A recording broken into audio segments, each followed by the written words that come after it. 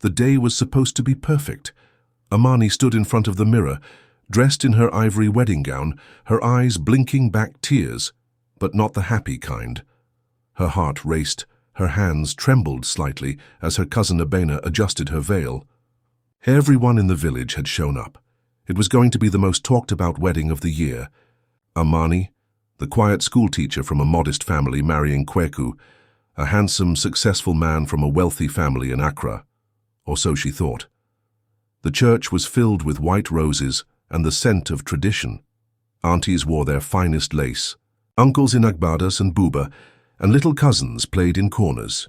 A high-life band played softly in the background, mixing with the laughter and chatter. Everything was perfect until it wasn't. Amani walked down the aisle with her father, her heart thudding in her chest.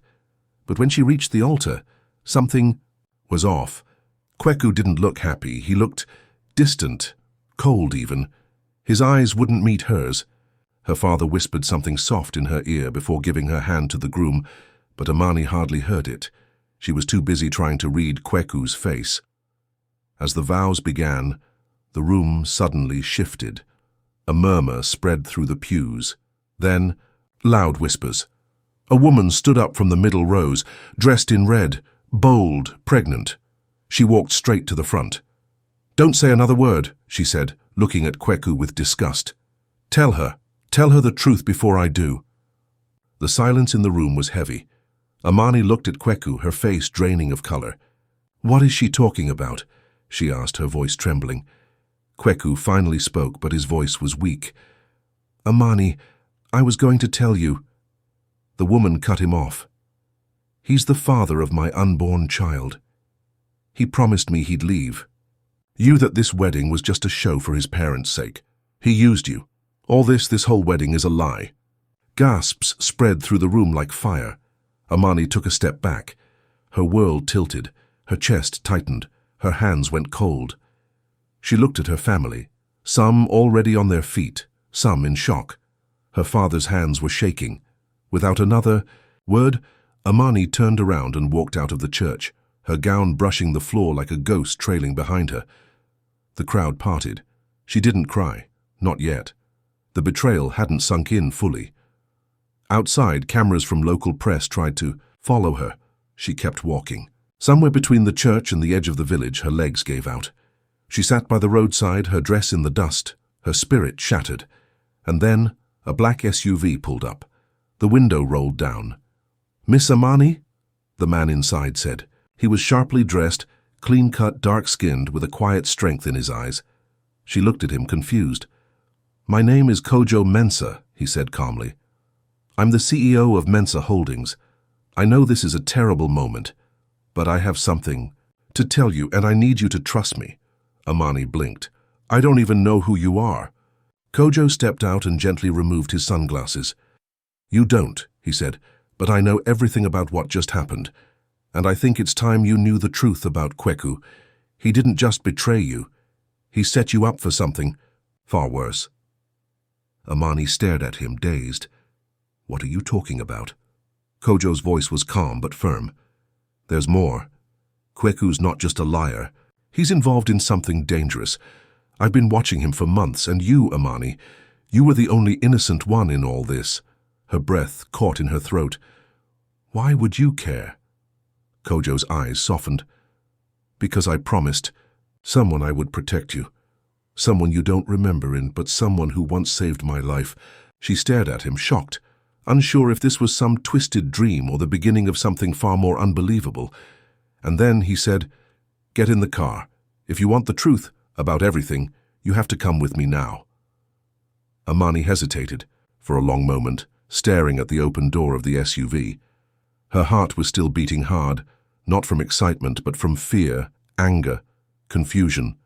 Everything that had just happened felt like a scene from a bad Nollywood movie. And now this stranger was asking her to get in a car with him. But there was something in his voice. An honesty, maybe. Or desperation. And right now, anything that took her away from that church, from the betrayal, from those eyes watching her with pity, was better than standing there doing nothing. She got in. The door shut with a thud, and the vehicle pulled off quietly. the village shrinking behind them. For a while, silence sat between them like a wall. Kojo didn't speak until they were far from the dirt roads and onto the smoother highway. He reached into the glove compartment, pulled out a file, and handed it to her. "What's this?" she asked, flipping it open. "Proof," he said. "Kweku isn't just a cheat.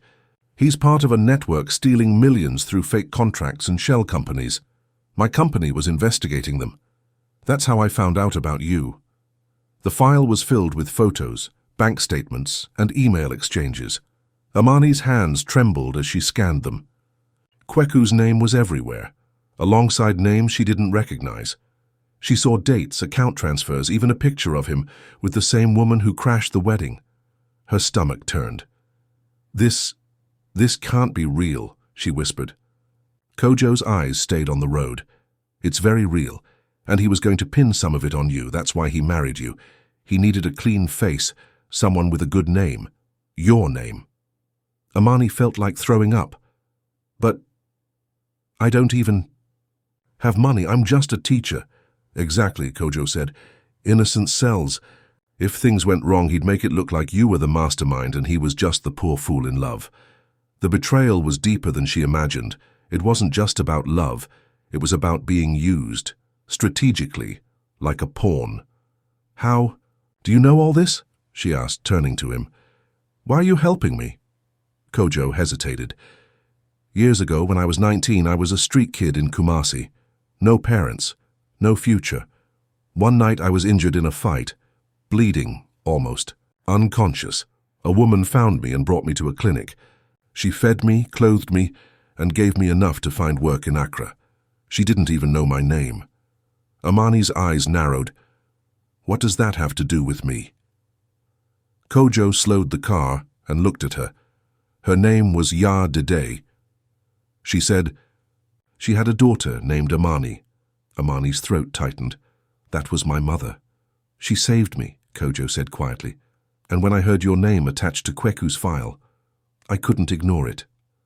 For the first time in hours, tears slid down Amani's cheeks, not because of Kweku, but because someone remembered her mother, someone who owed her. Her mother had always helped strangers, even when they had nothing. Kojo parked the car outside, a quiet guest house surrounded by tall trees. "You can stay here for the night. No one knows you're here. I've already arranged security."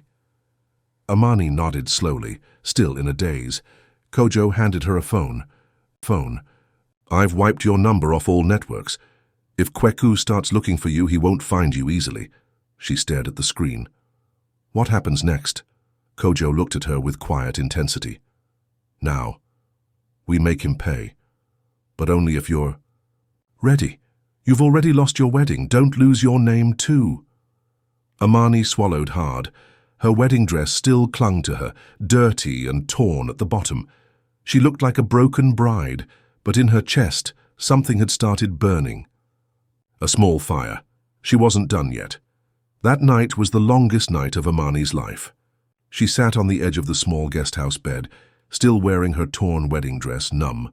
Her hair, once neatly pinned, had fallen in curls around her face.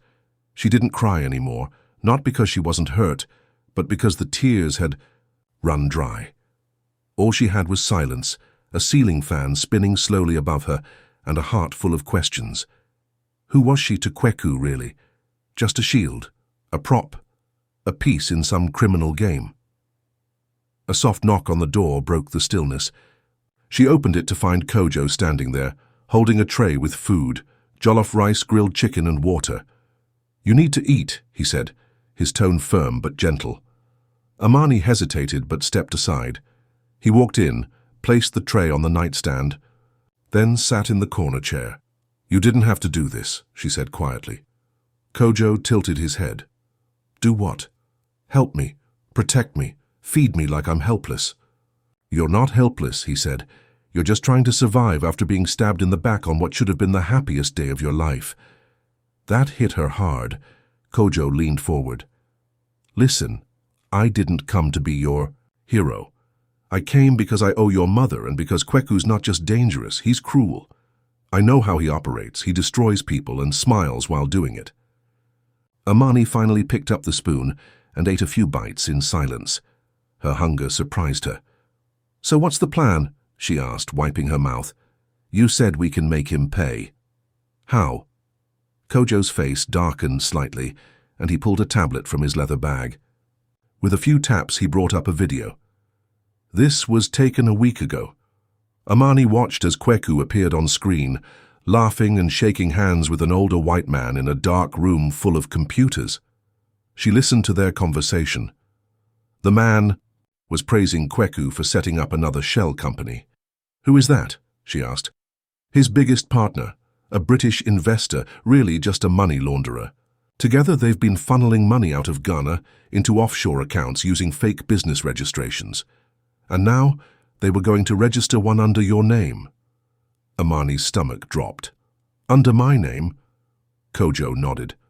"The marriage would have given him legal power to tie you into the company. Once it was exposed, he'd disappear. You'd go down." Rage boiled in her chest. "He was going to destroy me." Kojo looked her straight in the eye. "But now you have the power to destroy him." He outlined the plan. They would leak the video to a journalist at the Ghanaian Herald, along with financial documents. But more than that, they needed a statement. Someone close to Kweku, willing to testify. "His assistant?" Amani asked. "She's loyal, she's scared of him." Amani's mind spun. "What about the pregnant woman, the one at the church?" Kojo raised an eyebrow. "Ama? She's not pregnant." Amani froze. She wore a fake belly. Kweku promised her a cut if she helped humiliate you at the altar and end the wedding publicly. That way he could back out of the marriage without looking like the bad guy to his family. "That monster," Kojo's jaw clenched. "We can use her. People like her crack when the game falls apart." Amani stood, suddenly full of energy. "Then let's do it. I won't be his victim." Kojo looked proud. "You're your mother's daughter." She nodded. "But I want to face him when it all goes down." Kojo looked at her long and hard. "That's dangerous." "I don't care. I want him to see my face. I want him to know I didn't break." Outside, the wind howled against the windows, but Amani felt strong for the first time that day. She had lost her wedding, her love, her dignity, but now she had something else. Purpose and fire. 3 days later, Accra's skies were grey and heavy, as if the city itself knew something was about to break. Amani stepped out of the guest house. Dressed simply, jeans, flats, and a dark green blouse that made her skin glow despite the stress on her face. Her natural hair was tied back, and her eyes had changed, no longer soft and naive. There was steel behind them now. Kojo met her by the car, already on the phone with a contact. "Yes, tomorrow, front page," he said sharply. "We'll send the documents by 9 p.m. tonight. Get ready for legal backlash. They'll try to bury this." He hung up and looked at her. "You sure you want to do this?" Amani got in the car. "Let's finish it." They drove to the high-rise office building that housed one of Kweku's shell companies, Everlight Ventures Limited. Amani walked in through the front entrance like she belonged there, Kojo following close behind. Her heart was pounding, but she remembered Kojo's words. "Fear is loud. Truth is louder." The receptionist looked up and blinked in surprise. "Ma'am, are you?" "Yes," Amani said smoothly. "I'm here to see Ama. Tell her Amani is here. She'll know who I am." The woman hesitated, then picked up the phone. 2 minutes later, Ama came down the hallway, her face pale like she'd seen a ghost. Her fake nails clicked nervously against her phone. What are you doing here?" she whispered. "We need to talk," Amani said. "In private." Kojo gave Ama a calm smile. "Don't worry. We're not here to fight.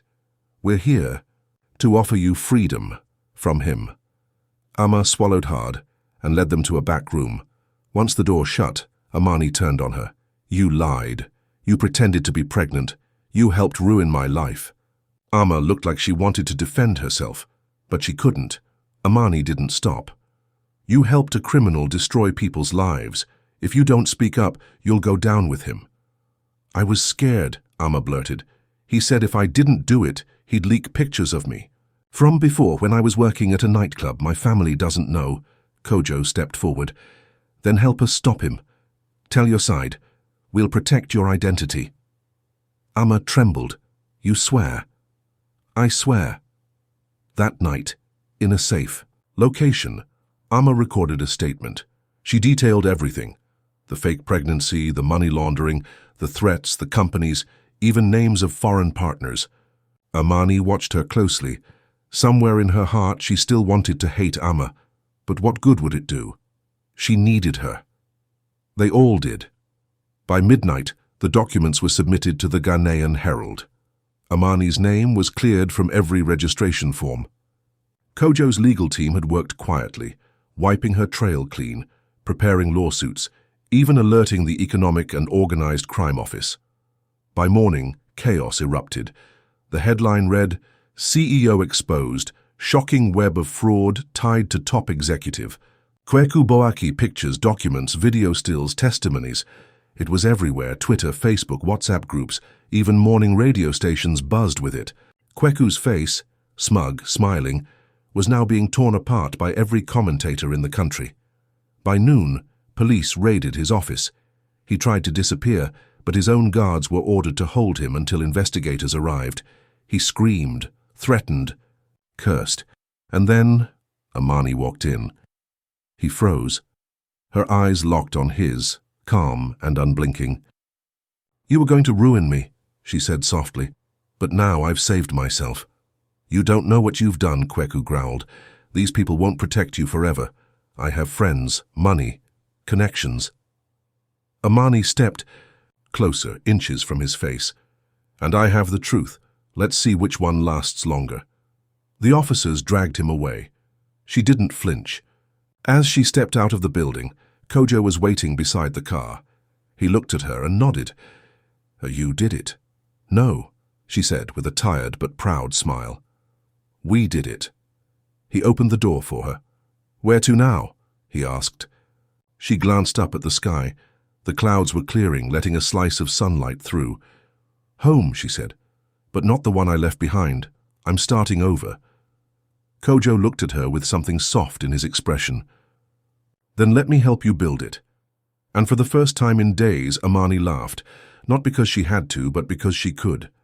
The dust hadn't even fully settled from the scandal, but Amani's name was on everyone's lips now, this time, not as the poor bride who got humiliated, but the woman who brought down a CEO with nothing but truth and courage. News stations wanted interviews. Feminist groups hailed her as a symbol of strength. Bloggers speculated on her next move. But Amani wasn't chasing fame. She stayed quiet, laying low in a modest apartment on the outskirts of Accra, one that Kojo had helped her rent under a different name. It was peaceful, safe, and it gave her space to think about everything. Kojo visited often, but never overstepped. He came with groceries sometimes with files from the legal team, sometimes with silence, just to sit with her while she tried to process the mess her life had become. On one such evening, he arrived with 2 steaming takeout boxes and a little brown envelope. You look better, he said, handing her the food. Sleeping more? A bit, she nodded. Still have dreams, though. Some nights I'm back at the church, hearing that woman's voice. Other nights I'm yelling at Kweku while nobody listens. Kojo opened his food quietly. That's normal. Trauma has echoes, but you're healing. Amani gave him a soft smile. It's weird, isn't it? How someone can ruin your life and still live rent-free in your head. Kojo nodded. It's because you're still fighting to forgive yourself for believing in him. That hit deep. She didn't respond. He handed her the envelope. Something came in today. Thought you'd want to see it yourself. Inside was a letter, an official one from the office of the prosecutor. Kweku had been denied bail. The charges against him now included not just fraud, but conspiracy, identity theft, and attempted coercion of a public school employee, Amani. The trial was set for 2 months later, and she'd been summoned as a key witness. Her fingers shook, slightly as she read it. They're really going to make him pay? Kojo nodded. The evidence is overwhelming, and the media won't let it die either. He's finished. Amani looked up, her voice low. And after that? That's up to you. I don't want to go back to my old life. I can't teach kids while the whole town whispers about my ruined wedding." "Then don't," Kojo said. "Start fresh. I can help you find something new. Anything you want." Amani studied him carefully. "Why are you still here, Kojo?" He blinked. "What do you mean?" "You've done more than enough. You cleared my name, protected me, got justice, but you're still here. Why?" He set his food aside and leaned back in the chair. "Because I don't want to walk away. Because I like who I am when I'm around you. You're not like the people I deal with daily, corrupt, fake, calculating. You're raw, real, and even after everything, you still care." Amani didn't say anything at first. Her heart beat faster. She hadn't expected him to admit that, not now, not when everything still felt so fragile. "You deserve peace," he said softly, "and joy, and a man who sees your worth before anyone else does." She looked away, unsure what to say. "I'm not asking for anything," he added. "I just want to be near you, however you'll allow it." Silence stretched between them, but it wasn't uncomfortable. It was full of words left unspoken. Finally, Amani stood and walked to the balcony. The city lights shimmered below. The air smelled like rain. "Do you ever feel guilty?" she asked quietly. Kojo stepped beside her. "About what?" "Having something good come out of something terrible, like, maybe if this hadn't happened, I'd still be with Kweku." Blind, smiling, living a lie. Kojo exhaled slowly. "Sometimes pain wakes us up when comfort won't." She turned to him. "And what if I'm not ready to feel good again?" "Then I'll wait," he said. "No pressure, no expectations, just presence." For the first time in weeks, Amani leaned on someone without feeling weak. Her head gently touched his shoulder. Outside, the thunder rolled far away. Inside, her heart began to mend. 2 weeks passed, and something inside Amani had shifted. It wasn't loud or dramatic, like the day her wedding fell apart. It was quiet, soft. She was learning how to breathe again. She'd started waking up without dread pressing on her chest. She even smiled now, small genuine ones, not just the polite masks people wear to seem okay. And though nightmares still came sometimes, they no longer felt like chains. Kojo had kept his word. No pressure, no flirting, no subtle attempts to win her heart. Just consistent kindness, a steady presence. And yet, in that stillness, something tender had started to grow. One afternoon, as they sat sipping Sobolo on the small balcony, Kojo said something that made her heart flutter in a way she didn't expect. "You know," he began, "when I was younger, I used to think power came from money, from being feared, from knowing things no one else knows." Amani tilted her head. "And now?" He looked at her. "Now I think power is surviving, and still being able to love, still being able to choose good. That's real strength." She smiled, stirring her drink slowly. "Sounds like something my mother would say." I think she knew it better than most. A pause hung between them, thoughtful. "I've been thinking," Amani said finally. "I don't want to hide anymore. I want to use this, everything that happened, to help other women who've been used, silenced, discarded." Kojo nodded. "You want to go public?" "Not for fame," she said quickly, "but maybe a foundation, workshops, a safe place for women who've been through emotional or financial abuse. We don't talk enough about women being used as legal shields, pawns, tokens, especially here." Kojo's eyes lit up. "That's bold. And needed. I can help with funding, partners, legal frameworks. I don't want it to be a Kojo project," she said firmly, but with a teasing smile. "I want it to be mine." He chuckled. "Fair enough, but I'll stand behind you." True to his word, Kojo introduced her to one of his top legal consultants and a journalist with integrity, a woman named Na, who had covered Amani's story with care and refused to twist the facts for clicks. Together, the three of them began sketching out a vision, a survivor-led initiative called Voices Reclaimed. The next few weeks were a blur of meetings, calls, and emails. Amani was alive again, fired up, passionate, and more grounded than she'd ever been. She spoke at a local university, sharing her story not as a victim, but as a survivor who refused to stay silent. The crowd gave her a standing ovation. Backstage, Kojo watched from the corner, smiling quietly, proud but always just behind her, not in front. Later that evening, as they walked by the sea, waves crashing nearby, Amani said, the words she hadn't said aloud yet, "I think I've forgiven him." Kojo looked over, surprised. "Kweku?" She nodded. "Not for him, for me. I don't want him living in my chest anymore. He doesn't deserve that space." Kojo didn't speak right away. Then he whispered, "That's powerful." They kept walking in silence until Amani suddenly turned to him. "And I think I'm ready." "For what?" he asked gently. "To let someone in again." Kojo stopped. His heart thudded. "Are you sure?" She reached for his hand. It was the first time they touched like that, intentionally, openly. "I'm sure," she said, "but only if it's with someone who saw me broken and still stayed." He pulled her into a quiet, careful hug, like holding something priceless, and for the first time since that disastrous wedding day, Amani felt not just safe, but cherished. The soft click of the camera shutter echoed in the small studio as Amani posed in front of a plain white backdrop. She wore a mustard yellow dress, her hair in natural coils, her skin glowing under the studio lights. The photographer adjusted her lens. "Beautiful, strong. Hold that look. Yes, just like that." Amani gave a soft, confident smile. This shoot was for the launch of Voices Reclaimed. Na had suggested putting a real face on the campaign, one people already knew, one they respected. Amani had hesitated at first. She didn't want to be a symbol. But now, standing under the lights, she wasn't afraid, she was ready. After the shoot, Kojo was waiting outside in his car, leaned back in the driver's seat, sunglasses low on his nose, a lazy smile on his face. "You looked like a whole magazine cover," he teased as she slid into the passenger seat. "Oh, please," she laughed, tossing her bag in the back. "They'll probably just crop me out and throw a quote in bold letters. You'd still steal the page." She rolled her eyes but smiled. Kojo's compliments weren't like Kweku's. They weren't designed to manipulate or charm. They just felt honest.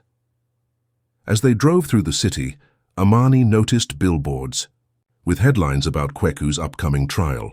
High-profile fraud trial begins Monday. He was facing years in prison, and though the headlines once made her anxious, now she felt only closure. "Do you ever feel like life just flipped inside out?" she asked suddenly. "All the time," Kojo replied, "but sometimes chaos clears out what was blocking the blessing." She thought about that. She'd lost her wedding, her reputation, her sense of self. And yet from the rubble she found her voice, found purpose, found someone who didn't want to possess her, but walk beside her. They arrived at a quiet garden restaurant by the ocean, Kojo's idea. No paparazzi, no gawking eyes, just calm green space and the sound of waves. Over grilled tilapia and sweet plantains, they talked about the future. "I want to build a safe house," Amani said between bites. "A place women can go if they need to disappear, just like I did, somewhere far from judgment." Kojo nodded. "We can start with one in the eastern region. Quiet, off-grid. We'll make sure it's protected. And I want real programs," she added. "Financial literacy, legal help, trauma support." He leaned in, admiration plain in his eyes. "You know you're already doing more for this country than half the politicians, right?" She laughed. "Don't flatter me, Mr. CEO. Not flattery, just facts." They lingered at the table long after the plates were cleared. The sun dipped low, painting the sky with streaks of orange and purple. As the breeze picked up, Amani suddenly grew quiet. "Can I tell you something?" Kojo turned to her. "Always." "I was afraid to love again," she said softly. "Afraid it would be another lie, another setup. I kept waiting for the mask to drop with you." He swallowed, leaning closer but not interrupting. "But now, I'm not afraid anymore." She reached for his hand across the table, her fingers threading through his. "I think this is real," she whispered. Kojo's expression turned serious, gentle.